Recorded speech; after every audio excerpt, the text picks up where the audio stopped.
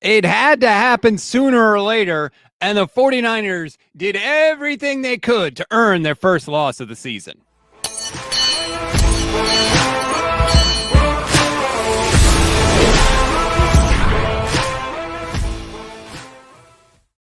What is good, everybody? Welcome to the Gold Standard Podcast Instant Reaction Show. I'm Rob Stats Guerrero alongside Levin Black. We're part of the Pro Football Insiders. And Levin, two words to summarize this game: yuck and poo. The offense lost this game, 100%. This offense is a joke right now. Absolute joke. Purdy has not shown up. He has 5 turnovers in 2 games this season. Awful. And arguably could be 6 turnovers, but Ton just saved him in week 1. He's just playing like absolute crap. That fumble at the end, inexcusable. He had daylight in front of him. Take your eyes off down the field and look in front of you and go get the 5 to 10 yards that's right in front of you rather than trying to play hero ball. Don't throw that first interception trying to play hero ball. Take the loss. That's his entire problem. But patience is starting to wear out. That's rookie level stuff. You can't play hero ball all the time. Sometimes you have to take what's right in front of you. The second interception, he threw over Christian McCaffrey, who's wide open directly in front of him, to somebody that wasn't open at any point during the play. I do not understand what Brock Purdy is doing, and I'm not giving him any excuses because he deserves the lion's share of the blame, but it's not all on him either, because you had a Luke Farrell fumble. You also had 6 or 7 drops by the receivers in this game, including, in my count, 3 by Kendrick Bourne, whose borderline should be cut right now if he's going to continue that crap. The entire offense was completely garbage, and we knew it early. I texted you during the second drive of the game saying the offense has no emotion and looks lifeless. They do not have a leader on the offense is what I think is the problem. Your quarterback is supposed to be your leader. Your $275 million quarterback is supposed to be your leader, and I agree with Khan. Thank you for the super chat. Brock, clearly not 100%. All his throws were high. He wasn't looking to run at all, Levin. He never stays in the pocket. He was not looking to run the ball at all. 2 carries for 13 yards on the day. He was off. He looked jittery. He's a turnover machine. Now, the Luke Farrell one obviously is not his problem, but Brock, one of the interceptions was so bad, and people are like, oh, it was tipped at the line. So what? There were 4 guys there waiting to make the interception. He has been bad for most of this year. He was able to have a couple drives. He had the drive late against Seattle. Even the touchdown on that game to Tonjes was a risky throw, but it's a touchdown, so you give him credit for it. But there has been way more bad than good from number 13 this year. The crazy thing is the defense, I thought the defense had a good game. Yeah, they gave up 1 big run, but the Jaguars were 4 of 14 on third down. They only had 325 yards. The Niners outgained them by more than 60 yards in the game. The defense played well, especially when you consider there were 4 turnovers, so their back was against the wall. The simple fact of the matter is the Jaguars scored 23 out of 26 points by either a special teams return or off of turnovers. So to me, the defense played well. And the fact that the defense is what's playing well is a joke, because they're the ones that, they have 3 rookie starters in this game. They're the ones that were supposed to be taking a while to get round into form. And then by end of season would be good to match the offense. The offense is completely out of it. I don't know what their problem is. I do think that there's something to be said. I don't think they have a leader. There's nobody being vocal on that offense, and it's so bad. I texted you a picture during the game because before they went on the field to score at the end of the first half, Fred Warner was clapping in their face as they're taking the field, trying to get them amped up. That tells you they don't have a vocal leader on the offense with George Kittle out, but it shouldn't be just one guy. If you don't have that vocal leader, then the quarterback has to become it. It was ugly. Scott 49 says the O-line is trash. The pass blocking was fine for the most part. They can't run block, Levin. They can't run the ball. It's pathetic. And when they get down to the closer they get to the end zone, the worse it gets running the ball. Christian McCaffrey, 17 carries, 49 yards, 2.9 yards per carry. He had a long rush of 11, which was the longest run the Niners had all day. Brock had an 11-yard run as well. They can't run the ball. And you know what? I am all set with Brian Robinson Jr. The guy sucks, okay? No. Jordan, He looked decent today. he sucks. Every time he gets the ball, he stops his feet at the line of scrimmage. Jordan James is inactive. What are you worried? I'm all set, Brian Robinson. Get rid of him. God, the whole offense is maddening. Now Ricky Pearsall's hurt. He couldn't come back in the game. Their offense at the end of this game, not to defend Brock Purdy, because again, Brock was ass today. Complete buns from Brock Purdy. But he's throwing it with Jake Tonges, Demarcus Robinson, Jawan Jennings, who, God bless that man, is playing through all sorts of injuries. Brock's throwing high every play, so all his receivers are getting absolutely smashed. It was awful. The Jaguars are an unserious organization. They couldn't even get out of the freaking huddle. They were begging the 49ers to steal this game. The Jags had 12 penalties for 90 yards. But you know what they didn't do? They didn't turn the ball over. You know what they didn't do? They didn't allow a special teams touchdown and multiple kickoff returns to lessen the load on their offense. This is a bad loss for the 49ers. And guess what? They're going to get stomped on Thursday. They're going to get their ass kicked by the Rams in 4 days. We'll see. Thursday games, I gave up on trying to predict what you see, because Thursday games just make no sense. There are clear indication that no, there should not be Thursday games because teams can't prepare enough in time. I don't know what's going to happen on Thursday. If I had to bet, I would be picking the Rams. But that's the situation that the Niners are now in. I mean, we talked about it after the game last week. If they lost to the Jags, they have to beat the Rams, because otherwise I think it all comes crashing down. You're going to have if they can beat the Bucs, if they get one win in their next 3, they didn't win today. They're probably not going to win against the Rams, but if they can beat the Bucs, they'd still be 4-2 through 6, and you're okay. 4-2 through 6 is okay. I don't think that they will have the confidence to beat the Bucs on the road if they lose to the Rams. Well, I mean, I didn't care for how the team reacted to the Bosa injury this week. Oh, it's such a huge, it is a huge loss, but ignore that part of it and talk up the team. But that just tells me, like, I don't think this team was ever mentally in this game offensively at all. They certainly did not look on top of things. 4King Crazy, thanks for the super chat, says, I'm presuming Mac's injury was worse than Brock's, as Brock should have been benched today. He was not good for most of this game. Chris Waddell says he's a more mobile Jimmy G. Never should have given him that money on the fumble. He easily had 20 yards in front of him. Turnovers like crazy last year, too. I wouldn't say he's a more mobile Jimmy Garoppolo, but the mobility, I think it's clear for Brock, the mobility is a huge part of his game, because he looked different today than he has ever looked. And without it, it was just another thing limiting the offense. When you got guys out and guys injured, a quarterback mobility can really help keep you ahead of the chains. And that part of it wasn't there with Brock, and the offense suffered because of it. Brock really needs to just learn one thing to take his game to the next level. But at this point, I'm all but giving up hope that he's going to learn it.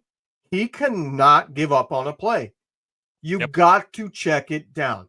And even the greats say that one of the biggest things that is the difference between a really good quarterback and an average quarterback is the ability to look and say, this play, it's not there. Let me check it down and get something positive out of it. Yep. A 2-yard gain sometimes is the best possible thing you could have on that play. And Purdy cannot learn that lesson. He didn't see that he could run in front of him because he never took the split second to take his eyes down the field and look. All he had to do was look down for a split second, and he sees 20 yards of daylight in front of him. I think he had – I want to see the film on that play, because it looked like he had something, but he had to wait because there was pressure, and he actually did a very good job of moving the ball out of the way on the first strip attempt, and then Armstead's he couldn't. It looked to me like he had something, so I don't know. I want to see the film. But it doesn't matter if somebody was open down the field. When the pocket is collapsing, you're never going to be able to plant your feet and throw accurately 50 yards down the field. So it does not matter if somebody's open at that point. If the pocket is collapsed, until you escape the pocket, you should not be looking to throw deep, because you're never going to get it off before getting hit. And those often lead to interceptions. If you escape the pocket, then you can start looking downfield again if you want. But if you're still within the pocket, you got to look to just get upfield and get what you can, or check it down if there's a check down. You know, it was maddening. And by the way, Riz says defense had a great game. Offense was sloppy and special teams is still garbage. I assume that's how you wanted me to say that, Riz. So I'm going to throw that in there.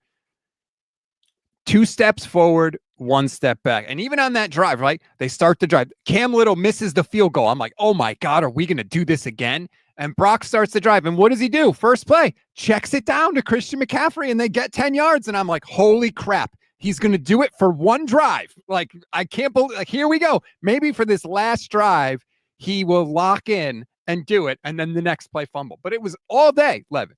2 steps forward, 1 step back. Luke Farrell catches a pass, rumbles for a first down. Great job, Luke. Fumble, turnover. Ricky Pearsall has a ridiculous catch deep down the field. One-handed catch while he's falling down because the ball's underthrown. Next play, Brock Purdy. Hideous interception over the middle.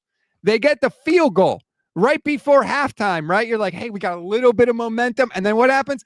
Boom.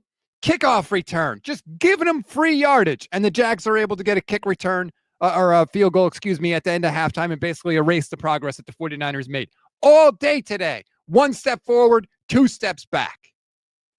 I agree with all of it except for one thing. It was 2 steps backward, 1 step forward. Yeah, maybe. I mean, whatever. The offense was a net negative, so it can't be 2 steps forward and 1 step backward. Moody hurt me no mo. Says, I don't care what Shanny says, that offensive line is booty. The run blocking has been booty for sure. 4King Crazy says hospital ball after hospital ball after hospital ball to wide receivers. Yeah. Every throw was high.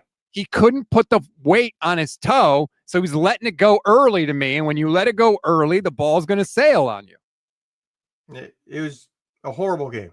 I mean, the passing offense, in my opinion, one of the worst games of the Kyle Shanahan era. Or I guess I should say one of the most frustrating games of the Kyle Shanahan era. Yeah. There were worse with Brian Hoyer where just absolutely nothing happened. But you expected that because of who was on the field. Yeah, they put up almost 400 yards of offense. In this game, it was every throw was high to where the wide receiver, like you're panicking, thinking it's about to be intercepted. Yep. And then the ones that weren't were dropped.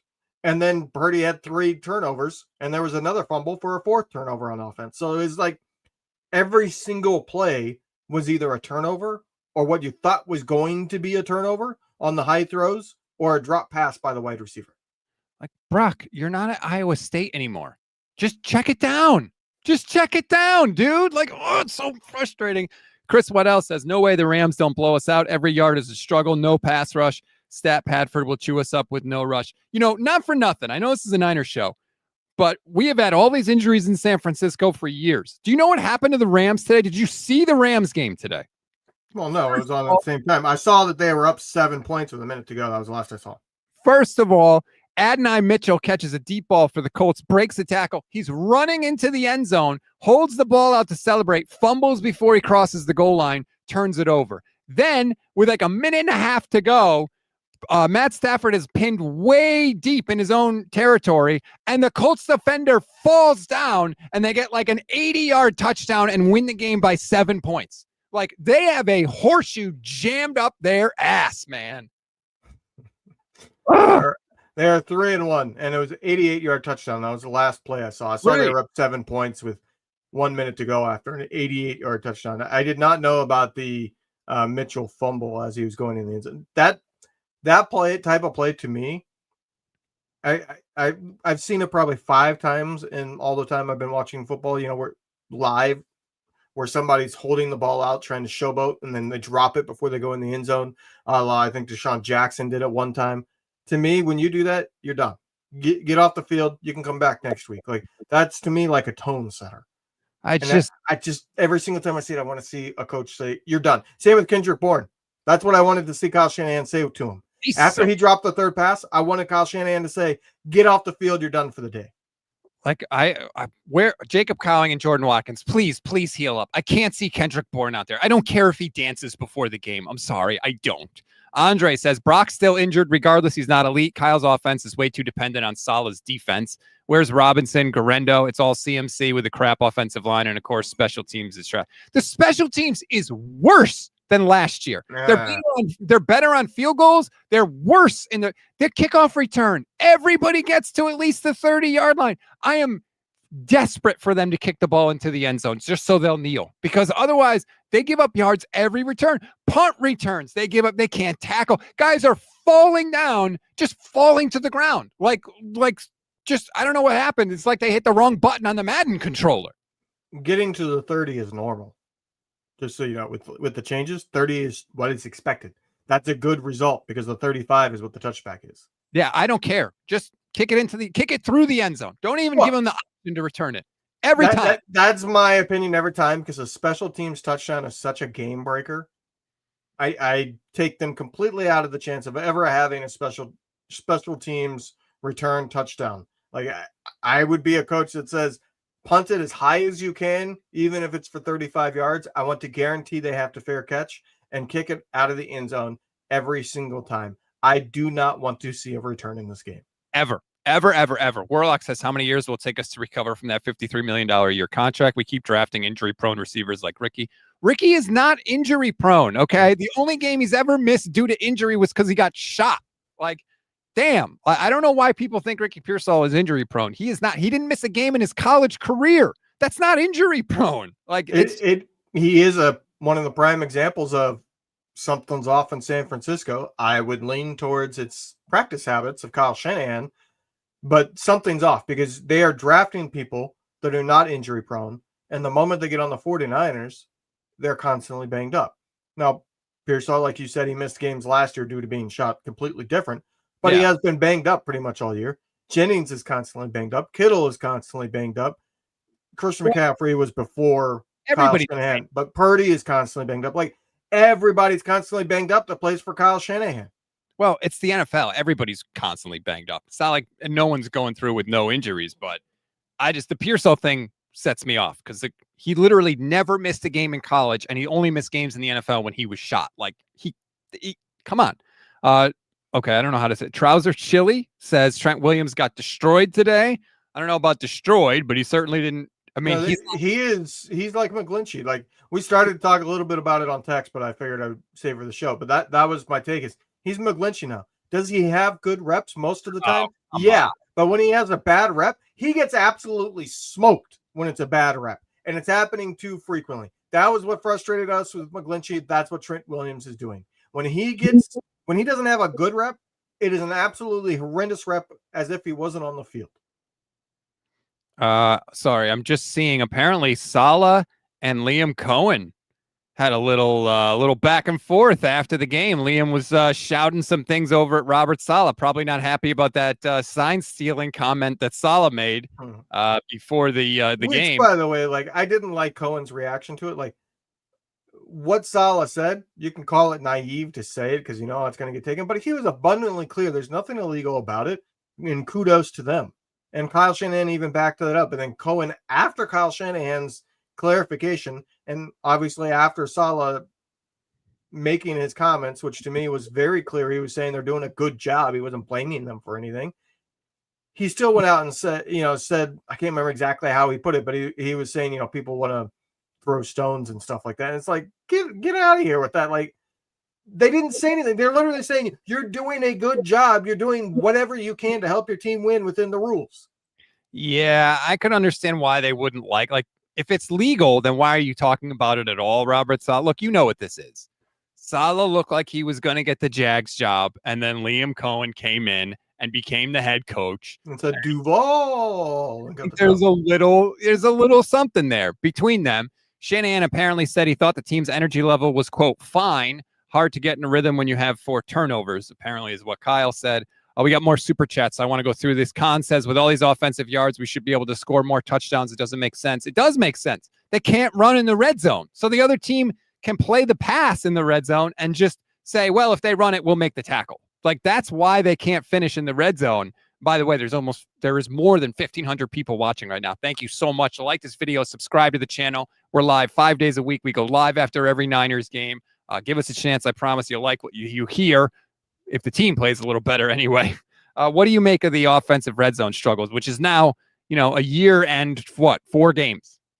Yeah, I think it's a lot. The offensive line cannot push anybody. And in the red zone, you need to make a push.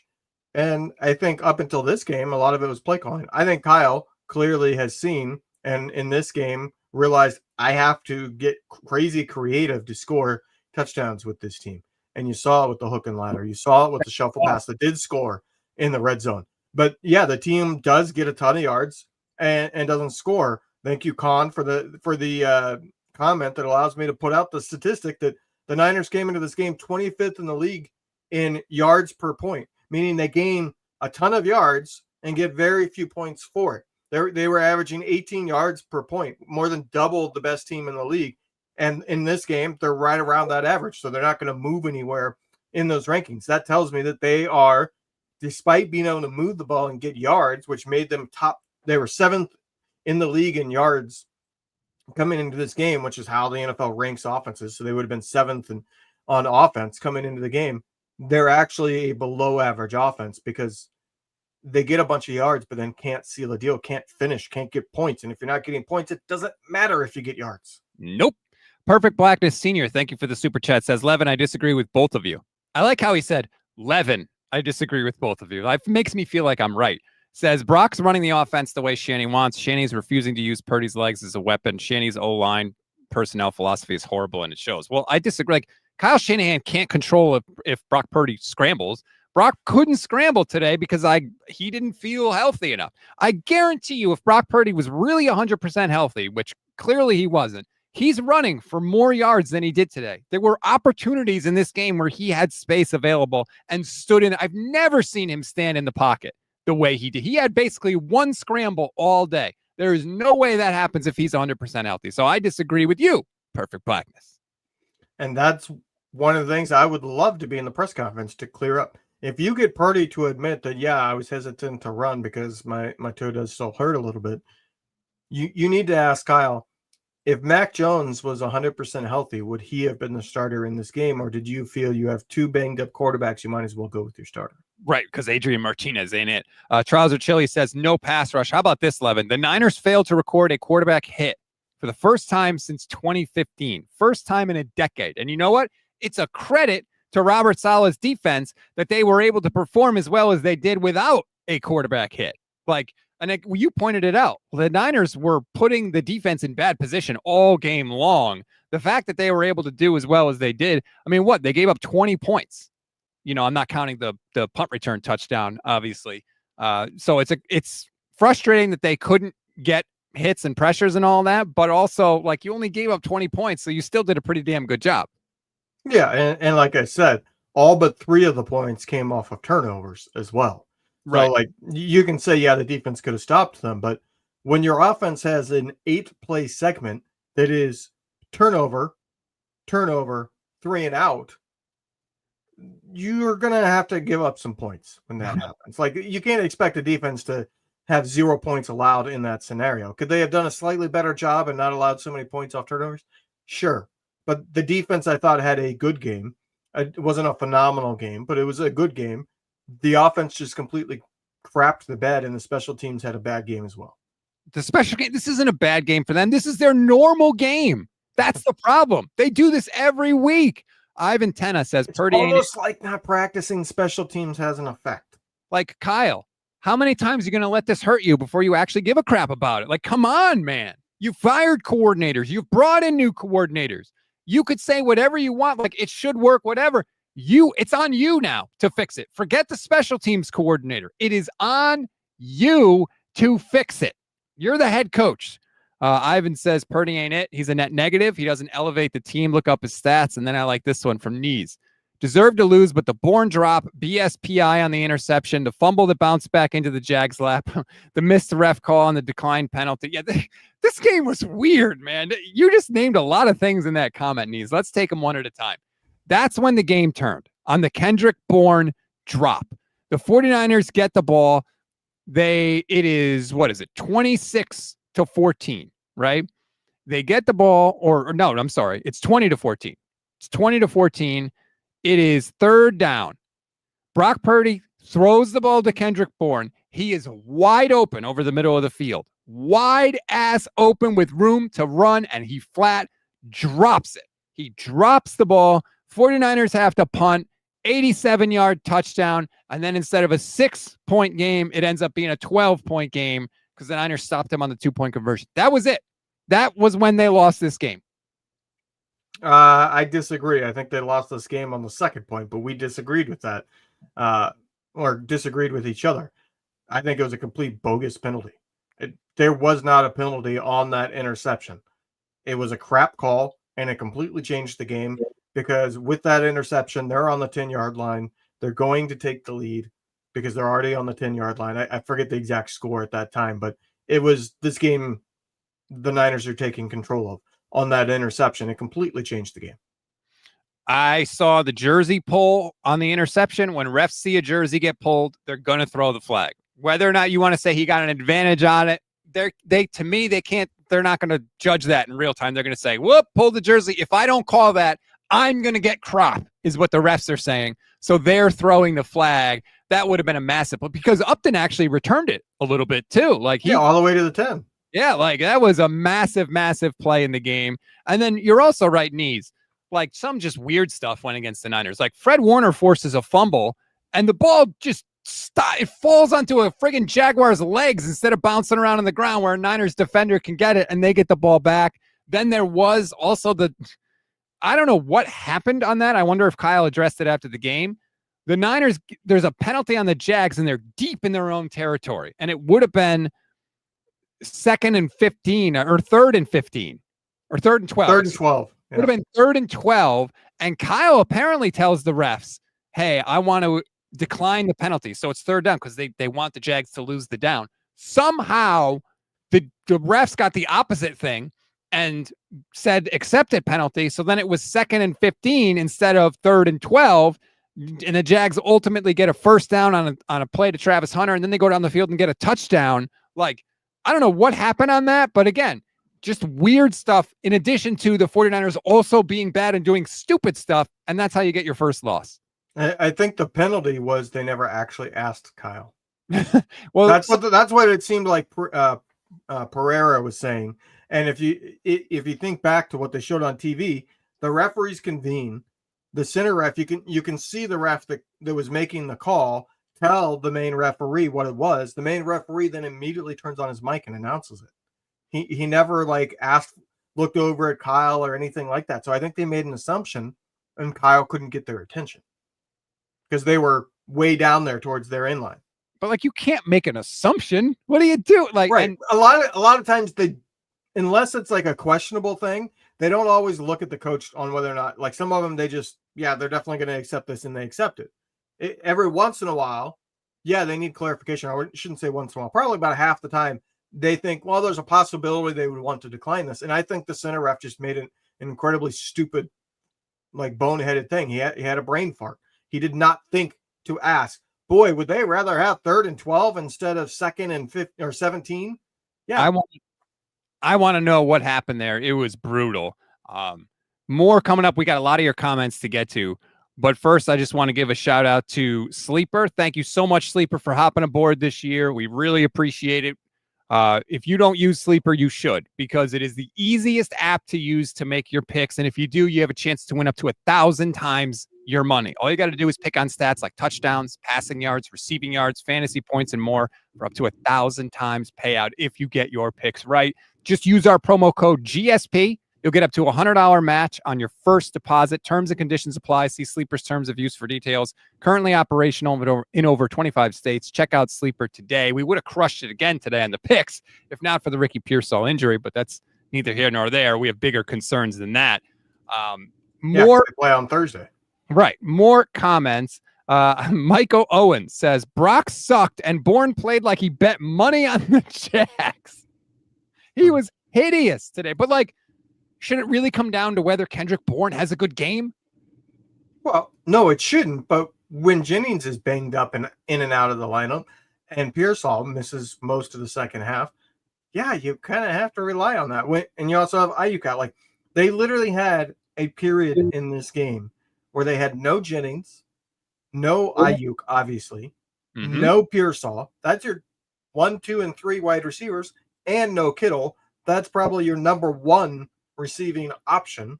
So you're down your 4 top receiving options at one point in this game. It was very brief because Jennings did come back in, although Jennings didn't really do anything after that. So I wonder how healthy he really was.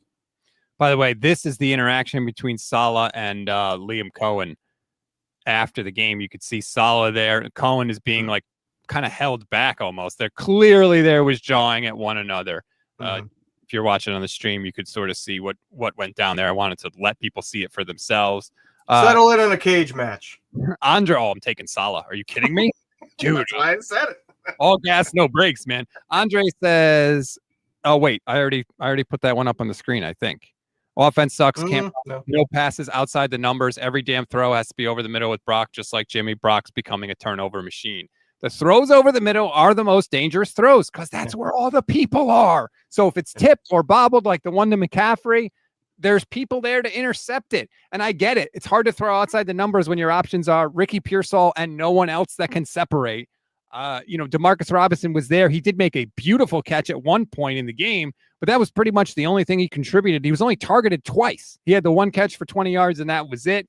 He hasn't played a game in a while, so maybe it'll take them a little while to get them integrated. But, yeah, the offense was a hard watch today. Yeah, like I said, most frustrating game of the Kyle Shanahan era on offense. It's definitely in the conversation. When you factor in just Purdy turning the ball over, another player turning the ball over, who, by the way, biggest waste of money ever in free agency. I don't know why they ever signed Luke Farrell. I'm not trying to be mean, but it's just a simple fact. Like, what does he bring? Nothing. But then you add in all of the miscues and the inability to get the points. Like, the only thing that went right on offense was the kicking, and that's technically special teams. Jeff Deeney points out the Niners have yet to average 4 yards per carry rushing in any of the 4 games this season. A quarter of the year is over, and you can't even average 4 yards per carry with Christian McCaffrey as your running back, who's going to get you every possible yard there is to get. That is brutal. You know who averaged more than 4 yards per carry? The Jags? Brian Robinson. God. Ehol says Brock was throwing it so high that even a giraffe wouldn't have been able to catch it. He was high all day consistently. Tony says, I have never seen referees call a better pass interference than the one Stout clearly committed before he intercepted the ball. There you go. Whose team are you on, Tony? Chris Waddell says the 49ers show a crazy thing about Deshaun Jackson. He did that in the pros, I think 3 times, at least 2. He also did it in college. Dude is dumb. Yeah, I guess Adonai Mitchell was kind of celebrating. So, yeah, to be fair, that happened. Domain Threat says this was a team loss, not just on Purdy. Lurkers. I said it. Lurkers need to knock it off. O-line can't block. Sorry, the good O-line narrative doesn't pass the muster. And 6 drops today. 6 drops. Now, some of those, like one of them was a Christian McCaffrey drop, but he was going to get tackled for like -1 yard anyway. But, yeah, there were multiple drops. The Kendrick Bourne one we talked about was brutal. It was a team loss. Brock Purdy was bad, but he wasn't the only thing bad. The special teams were rancid. They couldn't get any pressure on Trevor Lawrence. Obviously, the run blocking, putrid. It was a total team loss. Let's talk about the first mistake, because I do think it changed things a good bit. Luke Farrell's fumble, I think, changed this game because at that point, Purdy was 6 of 8 for like 69 yards. He was doing well. Mm-hmm. And then after that, I looked at one point, he was, I think, 3 of like his next 12. So 3 for his next 12 with 2 interceptions in there, and I think 5 of the drops happened in that time. It was 1st and 10 at the 35-yard line. He completes to Farrell, who catches and runs for a first down. So they're going to be at the 45-yard line, basically, and he fumbles. And then on the next play, Travis Etienne runs for a 48-yard touchdown, and all of a sudden you're losing, and it's 7-3. And then what happens immediately after that? 49ers are driving down the field, and Brock Purdy throws the ball to Christian McCaffrey, passes up multiple checkdowns, by the way, to try and layer a perfect throw into Christian McCaffrey. And it gets bobbled up in the air and intercepted by the Jaguars. And all of a sudden you're like, oh crap, this game's going to get away from us. And the Jags go 13 plays, 89 yards, touchdown, and it's 14-3. Yeah, I think that fumble changed a lot. It's not the reason they lost, but I do think that the game's script changed from, all right, we're going to get in, we're going to dominate this game, we're going to get the lead. You know, they were up 3-0 already at that point, and they're getting into the red zone. Mm-hmm. And then all of a sudden it's a fumble. Like you said, the very next play they scored a touchdown. So now you're playing down, and I feel like Purdy was trying to make up for it, and he played hero ball. It was a play where the pocket is collapsing. He just will not give up on the play, and he tries to feather this pass in while he's off balance, while he's getting hit to Christian McCaffrey. He overthrows it slightly, and then bad bounce. It's intercepted, but the point is it's a pass that shouldn't have been thrown. That is a play where you need to just take I mean, he wasn't that far behind the line of scrimmage. It would have been like a 3 or 4 yard loss. Sometimes you have to take the sack, and that's what he's just incapable of doing. Mr. Will White 84 says, without perfect offensive conditions and weapons around him, we've never seen Brock Purdy be consistently good. That's a huge problem to me. I mean, it's one thing to say he didn't have perfect offensive conditions around him. He had hideous offensive conditions around him. And then on top of that, he was also bad. Both things can be true, right? Yeah, the conditions around him were terrible today. They were so banged up, as we've pointed out, at times without their top 3 wide receivers. And also, Brock was bad. Both things are true. Yeah, and I think teams have figured something out about the 49ers, and it's not necessarily anything new. What's new is the Niners O-line cannot run block. And yep. I do not think it's as simple as, other teams have figured out what they're doing. That's never been not a thing. Like, people know what Kyle Shanahan's going to do in the run game. He's going to run the outside zone. Like, it's not a big secret. It's just that they execute it so well, and he gets offensive linemen and they're capable of pushing forward and pulling and being athletic to get out in space to where they still find success, and then they can find success in the passing game. But you heard the sideline reporter, I'm assuming, during the broadcast talk about how Kyle Shanahan admitted that he's passing 2/3 of the time because defenses are loading the box and saying you have to pass against us, and it's not working consistently enough. Brock Purdy, like we said, has 5 turnovers in 2 games. They cannot find success running the ball against loaded boxes anymore, and that's always been the thing that made them unstoppable. It's, you can load up to take away our best thing, and we're still going to find enough success there that then when we play action pass, we kill you with it. But the play action pass doesn't matter anymore because they can't run the ball successfully. I don't think they're facing as many loaded boxes as they once did. I think they just can't run it consistently at all. Matthew McBride says turnovers and special teams is why we lost. Drop passes didn't help. Tony says Trent Williams got smoked today. Christian McCaffrey has lost a step. I don't think Christian McCaffrey has lost a step, because if McCaffrey has lost a step, he's not the receiving threat that he's not putting up the receiving numbers that he's put up. If he loses a step, the step is gone in both parts of his game. So I just think the run blocking needs to be better. Domain Threat says Matt Hennessy, Drew Moss, anybody but Brendel. The interior offensive line is trash. Perfect Blackness Senior says BS. Shanny doesn't want running quarterbacks. Shanny calls games as if he has top pass and run block personnel. His offensive line personnel philosophy doesn't work. Again, they put up almost 400 yards of offense today. Like, the turnovers are what killed them. It wasn't that they couldn't move the ball. They did move the ball. The quarterback kept throwing it to the other team. Knees says, think this highlights how important Kittle is. I completely agree. Because the loss of Kittle hurts in the run game and the pass game. It hurts everything because Kittle has gravity in the pass game as well. Even if he's not catching the ball, he forces defenders to react to him. So does Christian McCaffrey. And the combination of both of their gravity opens things up for other guys. I think the loss of Kittle is massive for this team. Well, I think the loss of Kittle is massive, and because he's actually capable of pushing his guy and getting a pancake block. and you know what I mean? Like, they can't get the edge on a run play ever. And Kittle would help them get the edge on a run play. Like, that was one of the most frustrating plays to me, was on the 3rd and 3 when it was obvious they were going to go for it on 4th down no matter what. And so on 3rd and 3, what do they run? Oh, they run a pitch play to the outside that literally has not worked to that side all year. You know, you texted, yes, they have had success one time on that play, but it was to the right side, and it was Brian Robinson who got 19 yards on the play. Yep. Like, what are you doing, Kyle? That hasn't worked all year. It's 3rd and 3. What are you wanting to do? You're wanting to say, all right, we're going to make sure we get 1 to 2 yards here so that 4th down is very easy to try to convert. And maybe we convert on 3rd down anyways. You don't do a pitch play to the outside for an offensive line that hasn't been able to block it all year. It has only worked once, and it was that 19-yard run. Even to the right, the other side, it just has not worked.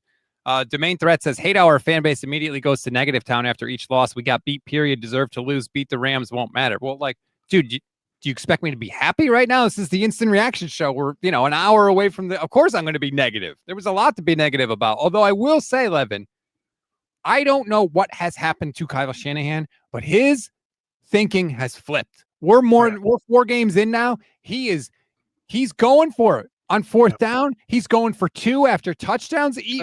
I love it. I don't know whatever it is. I don't care. It's great. I love it. And not only is he going for it on 4th down, it's influencing his play calling on 3rd down because he knows he's going for it, which is great. Yes, please. That's exactly what you should do. He was not like this in previous years. I love it, Kyle Shanahan. Keep doing it. It will, in the long run, work out in your favor. I mean, it worked out last week on the Pearsall catch for a bunch of yards on a 4th down. Like, it is definitely something that has changed. It probably is, I think, 2 things. One, he can't trust his kicker. I mean, Moody, he couldn't trust, and now he's replaced his kicker mid-season. Are you really going to trust a guy you just picked up off the street? He's been fine. Probably. No, he's been good, but if you're Kyle Shanahan, are you going to trust him right away? Hell no, you're not, right? He's a kicker that was available in the middle of the season. So I think that's a big part of it. But I also think Salah it's 2 parts with him. It's 1, I think he's a risk taker, so he's pushing Kyle to go for it more. 2, it's Kyle has confidence in his defensive coordinator for the first time since DeMeco Ryans was here. So he feels more capable of going for it on 4th down. It could absolutely be that. Whatever it is, keep doing it, please. Lettuce49 says Farrell was an inside job. Yeah, the former Jag wanted to give his former teammates a little pickup. Roderick Thomas, thank you for the $10 super chat. We appreciate that very much. Perfect Blackness says the O-line is terrible, and it's terrible because Shannon got what he wants on the offensive line. He won't invest in the O-line because he thinks his scheme will overcome personnel. He should coach, not GM. The offensive line is not terrible. Like, again, it's average. The run blocking has been terrible. I will give you that, Perfect Blackness. The pass blocking was fine in this game. It was absolutely fine. Just they cannot get out of their own way on the ground. It's maddening. Every run is like, it's just a give up, it feels like. If you can't push guys, then, yeah, you can't run. I do want to say, because pushing guys brings it to mind. The defensive line, I mean, you were texting me about it throughout the game. Yeah, they were not getting great pressure. But one thing that I did see consistently was the middle of the pocket was getting pushed back. Like, you're not going to get a bunch of sacks from the inside, short of having, the one guy in history that's dominated that way and won defensive players of the year. But if you're pushing the pocket backwards, that makes it hard for the quarterback to scramble because they can't come up in the pocket. That, if you go back and watch that, on almost every single drop back that Trevor Lawrence had, the 2 interior defensive linemen were pushing their guys backward. So I think that was a success. The problem I saw was they weren't getting great success on the edge. Huff had 1 play that he got success there right towards the end. But part of that was also, I think, the rotation. There were a lot of times when it was like 2nd and 10 and it was obvious they were going to be passing. Huff wasn't in. Yeah, it was. Look, he's not an every down guy. This was not the role that he was supposed to inhabit. Unfortunately, that's the world that we live in. 49ers had no sacks and no quarterback hits. Again, first time that has happened in a decade. Dale says the scheme even looks boring. The hook and ladder. The hook and ladder was great. On 2nd and 15, that's exactly what you should call, and it worked to perfection. Pearsall caught it, flipped it to CMC, and it got him a first down when they were way behind the chains. So, again, I think they almost put up 400 yards of offense. The scheme, like you could say the scheme is boring, but they were moving the ball. They didn't close in the red zone, and the quarterback kept throwing the ball to the other team. Yeah, I mean, if you take even half the turnovers away, the Niners, I think, win this game pretty easily. It was just the turnovers. The turnovers sank them. The problem is every single week we're saying something along those lines that, well, the offense is moving the ball. There's potential there. They just got to they got to figure out how to finish the drive. But, they won, and that's been the takeaway every week until this week. Well, the problem is now we got 4 weeks in a row. And last year it was similar stuff where they just couldn't finish in the red zone, even before they had the injuries. So it's something that has been going on long enough that's just who they are. It's not they can move the ball, so they're going to figure it out and start scoring 30 points per game. It's no, these guys have a problem when they run out of space and the play calling becomes limited because you don't have as much space on the field to manipulate a defense. There is a problem there. I do think part of it has always been Kyle Shanahan. His offense is just not that great in the red zone. That's true. But this year, it is the offensive line cannot get a push whatsoever, which means they cannot run the ball. And if you can't run the ball in the red zone, you got major problems because the passing lanes are not nearly as big as they are outside of the red zone. And so you're just not going to score consistently if you can't run the ball in the red zone. Yep. And he also had 2 cheat codes because he had Christian McCaffrey and Deebo Samuel, who are guys where they can catch a pass in the flat and break 3 tackles and score a touchdown. Like that, especially in 2023, McCaffrey cashed in like every freaking time in the red zone. Like that's part of it too. They don't have the cheat codes now. John Brown says Levin might be right. Someone is tipping plays. At some point, the defense yelled, "We knew that one was coming." I'm not that concerned with that. Like sometimes the defense, they see something on film, they figure it out. Like one play to me does not signify a trend. But the run play, it does make you wonder because especially the outside runs, the defense seems to know pre-snap because the moment the ball is hiked, they are sprinting to the outside. And it's not just, this one guy is doing it. You see both linebackers that are in the middle or to that side and the safety coming down, immediately sprinting to the outside. I do think something is being tipped by, I would guess one of the offensive linemen is lining up in a way that tips, hey, this is an outside play where they got to sprint out and get to the outside. And so we know, go crash the outside. I don't know what it is, but the outside runs have been not good. Kyle says the loss of Bosa showed today. I completely agree. Perfect Blackness says, so I'm the only one seeing our offensive line getting bullied both in the pass and the run game. You're telling me I'm imagining this? My eyes are lying to me. I don't know what you're watching, Perfect Blackness. Brock Purdy was sacked 1 time today, right? The pass blocking, again, could it be better? Of course. I've said this about the entire offensive line. Yes, it definitely could be better. And God knows the run blocking could be better. But it is not nearly as bad as people say. Sometimes the quarterback just has a bad game. He was buns today.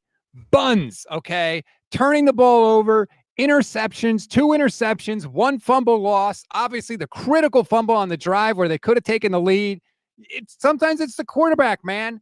God, can we just criticize Brock Purdy and not always go to the offensive line? I'll say this. The offensive line pass blocking this year is above average. The run blocking might be the worst in the league. Right there with the Raiders. But overall, that means they're below average. Like it's not a good offensive line. And we've known that for how long? And it's because the very center of the offensive line is complete and utter garbage. And now they're no longer being propped up by a left tackle that's all world. Trent Williams is not what he was anymore. He is not one of the best left tackles in the league. He is not bad. He's just not very good anymore. I think he's good, not great. He's not. I don't think he's all that good anymore. He has too many plays where he just gets destroyed. Jonathan Marsh says, loss hurts, but we did not deserve to win this one at all. If you told me we'd be 3-1 before the year started, I absolutely would have taken it. And that's true. And that's good perspective. Look, the 49ers were not going to go undefeated, right? We all knew that. It's frustrating because this was a game they had every opportunity to win, but this is how this team is. This is going to be every game this year. It's going to be just like this. They play bad. There's ups, there's downs, there's opportunity to take it. And if they win, it means they did. And if they don't, it means they do what they did today and pee down their leg in the biggest moments of the game. Don Giovanni, thank you very much, says Purdy is mid. Anyone blaming Kyle over Brock clearly doesn't know what they are looking at. Brock he had a bad game today. Like, he would tell you that. In fact, I haven't seen the clip, but I'm sure he said in the afterwards he had a bad game. Yeah, I mean, both the interceptions were throws that should have never happened. The second interception is even worse because the first one, if he throws it accurately, it's a completion. Like the player was open in Christian McCaffrey.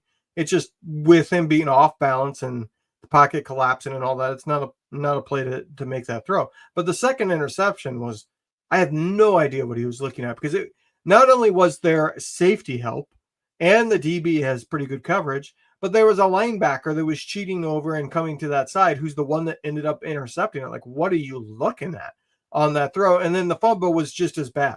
Like the pocket is collapsing. You got to protect the ball, but instead he's holding it out there because he's wanting to be able to quickly throw the ball. He was actually prepping to start to throw the ball and then ended up deciding not to, but it was too late and the ball got knocked out. Like he's just got to protect the ball. Like he's got to learn to say, this ain't the play. Let me look to see if there's a check down. And if not, I need to run and get whatever I can. He tries to squeeze too much juice out of the orange on every play when it's not necessary. Twigster54 on Twitch says it's hard to sit here listening to people defending the O-line and ripping the quarterback when the two are interlinked so heavily. Yeah, but it wasn't the offensive line's fault that Brock Purdy was chucking it to the guys in teal. It wasn't. None of those interceptions you could say is on the offensive line. And again, I know it was tipped. I don't care. There was nobody that was catching that ball in a white jersey on that interception where the ball was tipped. It didn't even affect the trajectory of the ball that much. Like, forget that, man. He was throwing it into the middle of the field. There were 4 guys there, 2 guys in front, 2 guys in back. Forget that. It was bad by Brock. It was bad, bad, bad, bad. Yeah, and if you want to say like, oh, the first interception and the fumble, he was getting hit while that happened. Yeah, like 3+ seconds after the snap. That's the bar that you ask of your offensive line. Pass block for 3 seconds, and after that, the ball either needs to be out or the quarterback needs to be running. And I think that's what Brock hasn't learned. Like, where's your internal clock? If it hits 3 seconds, you better be running towards the line of scrimmage. If you find something on your way, great. But if you don't, get what you can. And it's like he doesn't have that internal clock of, hey, it's been 3 seconds. I should probably try to do something, anything right now. You know, Ricky Pearsall said afterwards he felt some instability in his knee. That is scary. He's probably not going to be there for the Rams game. This offense is in big trouble right now. Christopher Johnson says, joining late, I agree with Levin as I always do. I can't support that. Offense is bad. Even in the years when the team is good, the offense is always so slow to get going, even in 2019. I mean, they went right down the field in this one and got a field goal. Now, they didn't get a touchdown, but they went right down the field. They just have to protect the ball better. They have to. Even with like all those guys that are out that we're talking about, they're still able, and no run game. They're still able to move the ball down the field, but it doesn't matter. Like you said, you don't get points for yards. You get points for points. And the Niners cannot stick the ball in the end zone. No, and that they just, if you don't turn the ball over, you'll probably win the game. Like they're talented enough that that's the case. And that's literally what the Eagles are doing. Because Hurts is averaging 150 passing yards per game. 150. Yet they're 4-0. Why? Because he hasn't turned the ball over yet. Like, if you have a good defense, which I think the Niners defense is a top 10 defense now. I think even in a game where the offense had 4 turnovers, they were holding their own. It was not their fault. They did as much as they possibly could. So I'm confident that it's a top 10 defense. So you have a good defense. Just don't turn the ball over, and you're probably going to win the game. And the offense just cannot learn that lesson. How about this is a depressing stat? Great stat from David Lombardi. In the first half, the Jags gained 6.8 yards per play. In the second half, they gained 3.2 yards per play. And the 49ers still lost. The Jags only scored 9 points in the second half of this game, none in the fourth quarter. The 49ers outscored the Jaguars in the second half of the game. They outscored them in the fourth quarter, but didn't matter. Yeah, I mean, they popped it up on the screen right before, I think, that final drive where they did get another first down to ice the game. But they only had two first downs in the second half until that final drive to ice the game. 2. And the Niners had, I think, 11 when they showed that statistic, and the Niners got 1 or 2 more after they showed that. Like, the Niners statistically dominated this game in every single thing except for 2. and that would be turnovers and actual points. Trevor Lawrence is 21 of 31 for 174 yards, 1 touchdown, no picks. Travis Etienne, 19 carries for 124 yards in the game. Jags ran for 151 as a team. So pretty much nobody else did anything running except Etienne. Twigster54 on Twitch says, Brock wasn't great. Just like to see context. Oh my God. I'm so sick of people saying, you can't criticize a quarterback. What's the context? The context. So he watched the game. He made bad decisions. I don't care who is out there with him. If you make a decision to throw into 4 people where there's only 1 receiver there and 3 other guys in teal, that's a bad decision. I don't care who's out on the field. It doesn't matter. You should never throw the ball in that spot. Can we just say that Brock Purdy sucked today? Please, can we just say he sucked? We don't have to take him out for an ice cream cone. Well, the people weren't around him. I get that. He was still ass today. And the worst part of it is he's so blind to something that's not 10 plus yards down the field that he literally threw directly over the head of Christian McCaffrey, who was wide open 5 yards down the field and would have gotten a minimum of 5 yards on the play. I don't know how much more he would have gotten from that because there was a player somewhat close, but he would have gotten 5 yards and it wasn't third down. Like they would have gotten positive yards and had a short amount of yards to convert for first down. And instead he risks it all. Like that's the problem is I can understand if you throw 30 yards down the field and you get intercepted on 3rd and 10 because nothing else was open. I can accept that because that's essentially a punt at that point, and you're at least giving your wide receiver a chance to make some kind of crazy play. But if it's not even third down and you're making those kind of forced plays, you're just playing bad. You're playing the position poorly. Like you can't do that, and he's doing it all the time. Let's listen to a little Brock Purdy afterwards. We can't do it. It's the NFL. It starts with me. Throwing better balls and being smart with the ball, and so I think it really starts there, and I just got to be better. So, but outside of that, like as an offense, like it's something that we harp on every single day, and our team knows it. Offense needs to protect the ball, defense needs to go take it. Like that's our thing. And so today, the offense, we didn't succeed in that area. So it hurts. It's the NFL, man. If you give the ball away like that, teams are going to capitalize on it. And Jaguars did. So the one to JJ that you were going for the middle there, I know it got deflected, but did you see that guy? Do you think you could layer it over him, or was that just a bad decision? Yeah, I thought it was going to be a tight window, and I was going to try to get it to JJ, and got tipped, and the backer came back and got it. So looking back on it, I'm going to have to watch the film to see it. I really don't know. Brutal. I mean, he did say he takes responsibility, but it's you, Brock. Luke Farrell had 1 fumble. The rest of it's you. It's not we. It's you. I was fine with the way he answered that. Yeah, I mean, he took ownership and he said the whole offense had problems. But most of it was him. The offensive problems were him not taking the checkdowns. That's the like. I know McCaffrey had a fumble, but at least he got it back. But it was just Brock, man. You're not at Iowa State anymore. You're in the NFL. Take the checkdowns. Oscar says Purdy needs to show growth ASAP. It's okay to have a bad day. Shouldn't make the same type of mistakes. I need to play better. He does the same-ish again. I mean, the stupid interceptions, right? Like that's the part that is, he has an interception over the middle of the field where he just throws it right to a guy. He's done it twice in the 2 games he's played this year. You're like, dude, what are you doing?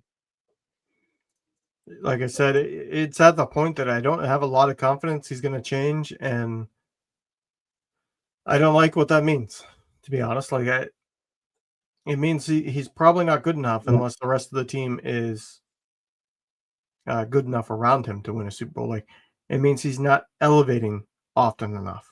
Like he's got to cut out the turnovers. Like you're not a gunslinger. You have one of the weakest arms for a starting quarterback in the league. Stop trying to be a gunslinger.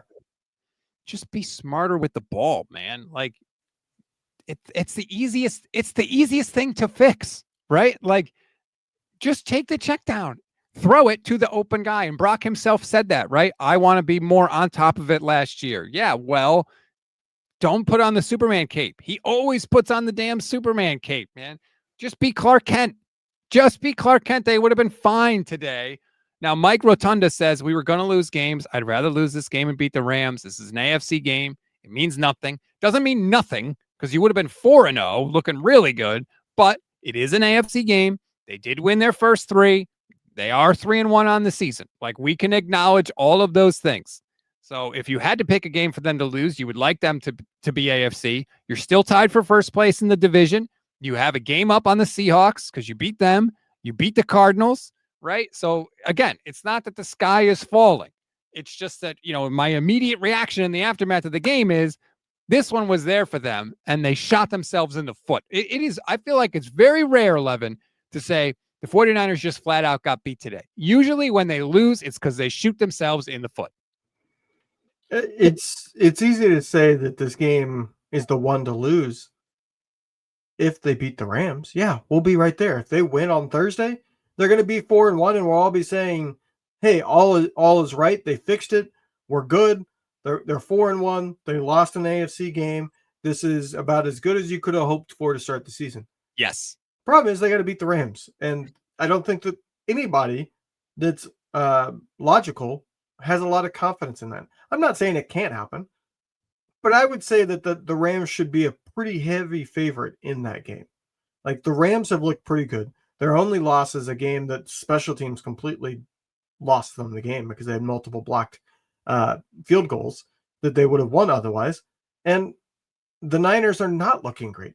Like, every single win has been, whew, can't believe they won that one. Like, it's just the Niners have not looked like a very good team. They have not put it together yet. Whereas the Rams have looked like a team that is what everybody expected. They've had it together. They've won games. They've won some games impressively, and they should have beat the Eagles last week. It's just, if they lose that game, then what are you going to say? They're still 3-2. Like, at some point, losing 2 straight with a Bosa injury that they were all making a big deal of has to become a kind of big red alarm going off that, hold on, this season might not go the way that we think it was going to go when they were 3-0. I think that they're going to get stomped on Thursday. I don't think Pearsall is going to play. And then if you win that game against Tampa, you'd still be 4-2, which 4-2 through 6 games is very, very good. So, we don't need to chicken little this thing, but it could snowball very, very quickly if the 49ers don't handle their business. And I'm sorry, I know we got to go, but I had to get to this. James, lay off Brock, dude. Watch the tape. First of all, nobody's watched the tape, okay? The tape's not out yet. So do you think I didn't watch the game, James? You think I just closed my eyes while the game was on and just decided to say a bunch of stuff? Yeah, there were drops by Bourne and McCaffrey and Jennings. Yep. And there was a fumble. Yeah, there was also a fumble by Brock Purdy that he lost. The ball was hitting receivers in the hands. Just because it hits you in the hands doesn't mean it was a good throw. If it's 6 feet over my head and I jump up and it hits my fingertips, guess what? The ball hit me in the hands. Does it mean it was a good throw? No. Why can't we just say Brock Purdy sucked when he sucked? Like, what is it about people that can't admit that quarterbacks have bad games? What is it? I don't understand it. I mean, the second interception, 100% on Brock. The fumble, 100% on Brock. The first interception, I would put almost all of it on Brock. But if you want to give him leeway, you could say 50-50 with Christian McCaffrey because it technically hit him in the palm. Now, it was a palm fully outstretched in a manner that it was so close he wasn't able to truly jump to try to catch it. But even so, that's 2.5 turnovers that the quarterback is responsible for. It doesn't matter what else you do in the game. That's not a good game by your quarterback. The quarterback position is one of those positions that 2 bad plays makes your day be terrible. If your 2 bad plays in a game end up in turnovers, you had a bad game as the quarterback, period. The number one thing a quarterback must do is not turn over the ball. That's the number one thing. And Brock has been terrible about it this season. Sometimes being a quarterback is all about the worst thing that you do, like you just said. And that's as simple as it is. Oscar says, take the sack, throw it away. Stop being the guy turning it over. Warner is freaking amazing. He can't do it all. Fred Warner is amazing. And he was amazing again today. Yeah, Luke Farrell fumbles. That's not on Brock Purdy in any way. He had a short pass. He got the completion. No one's criticizing Brock for that. But damn, man, when he plays bad, what are we talking about? The main threat. The issue is you're doing more than saying he sucked today. If you just left it at that, folks wouldn't get their backs up. What am I doing more than that? He did suck today. What? I don't understand. Like, God, people. We are saying that he's always had this problem of not being able to give up on the play, but like that's abundantly clear. I would say 90% of his turnovers are on plays that are 3+ seconds after the snap, where it's not just a phenomenal play by the defense. It's a Brock didn't give up on the play when he should have and just scrambled for whatever he could or checked it down to the open check down. It was Brock trying to throw deep or Brock trying to keep the play alive and not protecting the ball while he's in the pocket, like the fumble at the end. The quarterback is the most important player. Okay. When they're bad, we have to say that they're bad. We don't have to protect them. Okay. These are big boys. When it was Jimmy Garoppolo, people protected him. And now they're doing the same thing with Brock Purdy, where people are sitting here saying Trent Williams is cooked, right? Oh, Trent Williams was terrible. Never mind that 99% of us, myself included, are not qualified to make that statement because we don't watch offensive line play and we don't know what they're doing when it comes to assignments and any of that. But we're all going to say Trent Williams, the elite walk in the Hall of Fame, the second he retires guy, oh, he sucks, he's terrible, blah, blah, blah. But when it's the quarterback, people want to hear context. Oh, well, you're saying he was bad, but you're doing more than that. You're being too mean to the quarterback. You're sitting here throwing a future Hall of Famer under the bus, but God forbid we say Brock Purdy wasn't good. I mean, there's a difference between us saying he's always had this problem and us saying he's been terrible the whole time and he shouldn't have gotten paid and all these other things. Like, we're saying he's had this critical problem his whole career. Most of the time, he makes lemonade out of crap. And that doesn't mean that because he has this one critical problem that we're saying he's a bad quarterback overall. We're saying he has this one critical problem that he needs to fix. And if he fixes that, he's a really, really, really good borderline elite quarterback, in my opinion, if he fixes that one problem. But if he doesn't fix that one problem, it's hard to imagine this team winning a Super Bowl because he's going to have a game like he had today at least once out of every 4 games. And if you have that, it's impossible to win a Super Bowl. We don't have to bring up all of the good stuff that Brock Purdy has done every time we want to criticize him. We don't.